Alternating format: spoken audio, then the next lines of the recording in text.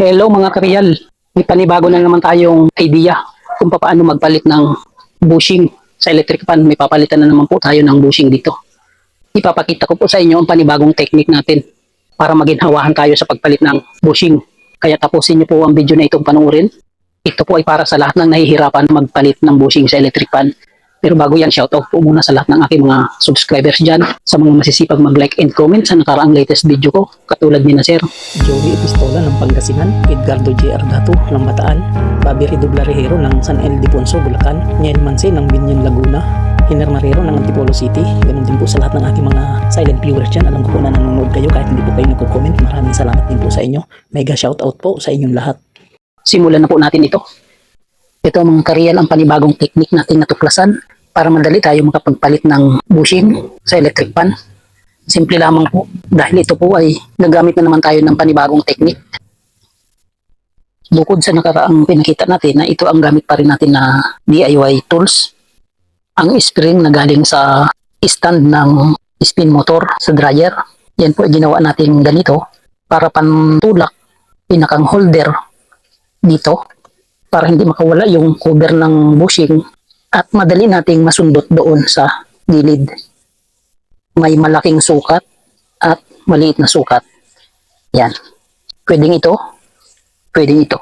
Ganun lang po.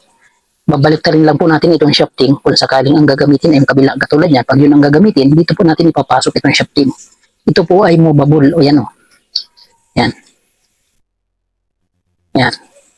Lumalagpas yun doon para maipasok sa bushing. Kung sakaling ito ang gagamitin, balik rin lang ito, dito ipasok sa kabila. Yan, lagpas siya doon at yun ang ipapasok doon. Ganyan. Paano natin gagamitin ito? Panoorin ang video na ito. Okay, ganyan lang. Unang gagawin ay tanggalin muna yung lumang bushing dahil ito po ay sira na. Kunin natin yung bushing, ganyan. Pagka ganyan kasi po yung cover niya, mahihirapan po tayong kunin yan. Kaya ang technique dyan, kailangan lamang po natin na itumba ng ganyan. Yan. Para madukot natin yan. Ito, nagkaroon na ng butas doon. Pwede nang ipasok yung flat screwdriver. Yan. Pwede na po natin sungkitin yan. Ganyan. Dahil masikip po, katulad nyo, masikip, hindi may pasok ito. Itumba nyo lang yung bushing para matuklap itong cover. Ayan. Tapos, kunin na natin yung lumang bushing. Itabi yan. Ang gawin natin ay, dahil ito ay na-deform, ibalik sa dating forma. Yan, o. Yan, ganyan. Tapos, ito yung bagong bushing. Ilagay lang yan dyan. At meron pang foam dyan. Hindi na natin lalagyan ng bago. Yan pa rin ang nakalagay. Balik yung round. Tapos ipatong itong cover. Ganyan. Saka po natin ilagay itong DIY tool na ginawa natin. Tapos ito po yung panibago nating gamit para mapadali ang pagpalit ng bushing. Ito ay nabibili po sa online. Marami po nito. Lazada or Shopee. F-type clamp. Yun po ang pangalan nito. Gusto nyo bumili, i-click nyo lang po yung pamagat ng video na ito sa baba at makikita nyo yung mga ganitong klaseng clamp. Okay?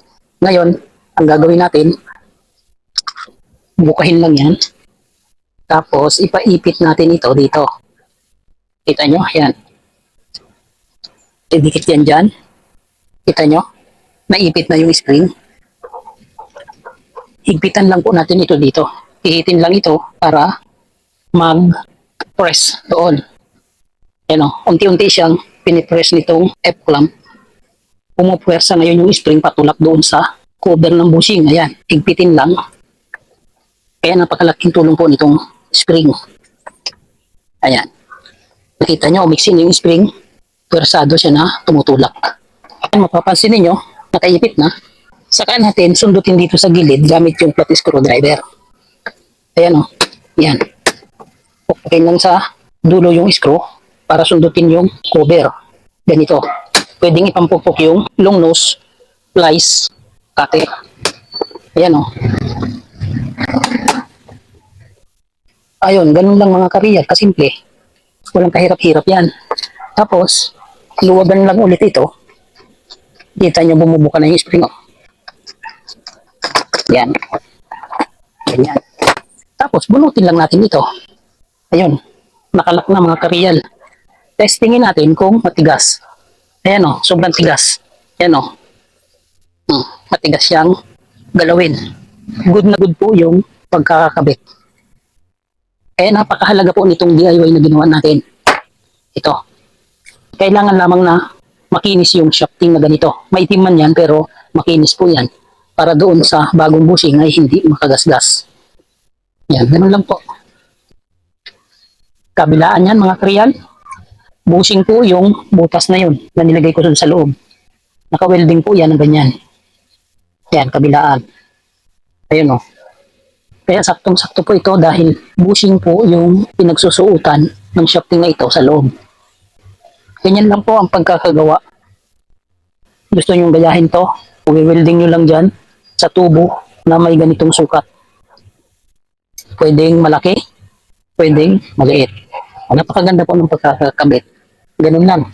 Tapos sa pinakang front housing, ganun din po ang gagawin natin. Hindi po ito masungkit dahil masikip, hindi ma-shoot yung dulo ng flat screw. Patagilirin lang po natin ito. Ganyan. Pagka ganyan nakatagilid na, pwede na po natin sungkitin yan. Kung ayaw nyo sungkitin dyan, pwedeng dito nyo sungkitin sa ilalim. Ganito lang mga kariyal. Ito yung shafting. Itutok lang dun sa bushing tapos pupukin dito. Yan. Ganun po ang isang paraan para matanggal itong bushing at cover. Ito na yung lumang bushing, itabi lang yan.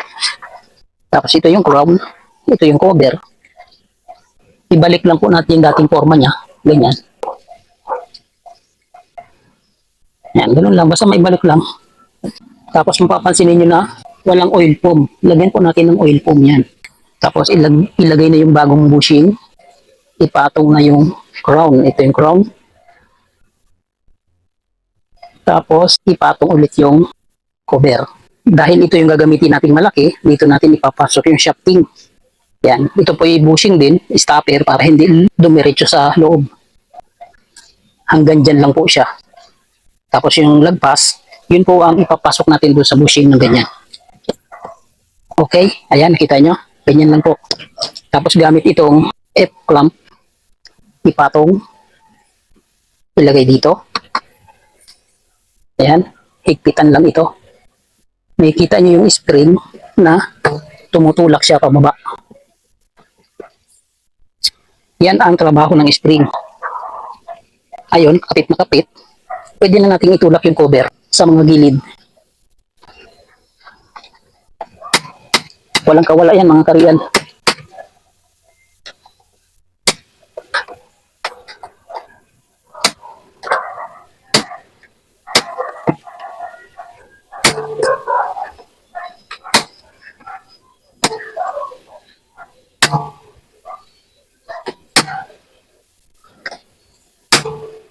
Okay. Luwagan ulit. Walang kahirap-hirap mga kariyan pagka ganyan ang gamit nyo. Iba pa doon sa ating mga diskarte nung nakaraan kung paano magpalit ng bushing. Ito. Yan na po yung finished product. Mapapansin niyo mga kariyan na napakaganda po ng pagkakabit natin ito. Kapag nalagay na yung bushing, saka na po yan papatakan ng langis. Dahil nakapix na yung ating bushing. Para hindi madumi sa kamay. Okay, ganun lang po ang bagong tuklas nating madaling paraan sa pagpalit ng bushing ng electric pan. Huwag niyo pong kalimutang i-like at i-share ang video na ito para malaman din ng iba. Ito po ang munting channel ko. The real life Dickens, real blood. Expresses the reflections of a common worker, driver, technician, and a barber.